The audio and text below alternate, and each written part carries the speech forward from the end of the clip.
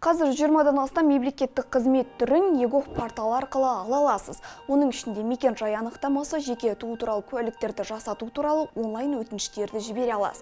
Сондай-ақ ЭЦК кілтін соңға бармай-ақ қосымша арқылы өзіңізге жүктеп алуыңызға болады.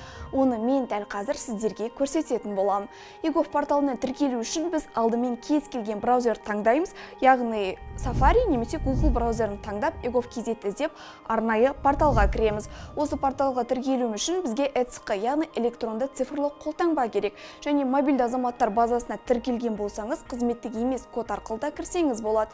Кіру деген батырманы бастақ, осы жерден енді жеке жасырын сөз арқылы, ЭЦК кілті арқылы, сим-карталық ЭЦК, бір жолғы жасырын сөз арқылы кіруге болады. Бұл жерге ЖСН-іңізді, телефон номеріңізді жазып, мобильді азаматтар базасына тіркелген болсаңыз, SMS код келеді, сол арқылы кіріп, керекті жеңіл қызметті ала аласыз.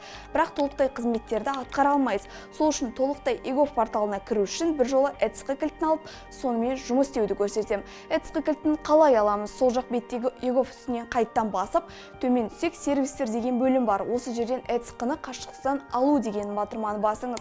Сарымен белгіленген онлайн сұрау деген бар, соны бассаңыз, жеке тұлғаны таңдайсыз. Осы жерге ЖСН теріп, сұраныс жіберу дегенді басасыз.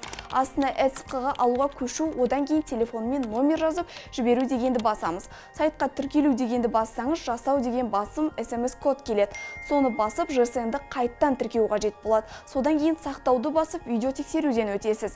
Кілттерді сақтау орны деген шығады, өзіңізге қайда сақтағыңыз келеді, қалай ыңғайлы, сол жер таңдайсыз. Жаңарту деген батырманы басып, ЭЦК кіргенде пайдаланатын парольдарыңызды жазасыздар.